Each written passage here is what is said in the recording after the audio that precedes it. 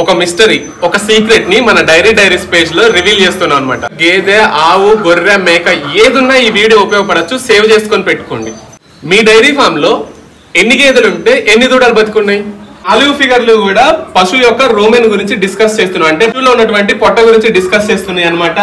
ఈ ఏ ఫిగర్ వచ్చేసరికి 3 రోజుల దూడ యొక్క పొట్ట అనమాట. ఇది ఈ విధంగా ఉంటుంది. ఈ బి ఫిగర్ వచ్చేసరికి 3 వారాలు ఉన్నటువంటి పొట్ట అనమాట. ఇందులో రూమెన్, రెటిక్యులం, ఒమాజమ్ అండ్ అబోమాజమ్ కొంచెం డెవలప్ అయ్యి ఉంది. ఇది 3 months అనమాట. ఇందులో రూమెన్, రెటిక్యులం, ఒమాజమ్ అండ్ అబోమాజమ్ కొంచెం ఎక్కువగా డెవలప్ అయ్యి ఉన్నాయి. ఇది అడల్ట్ అనమాట. అంటే 3 months కంటే ఎక్కువ ఉన్నటువంటి రూమెన్ అనమాట.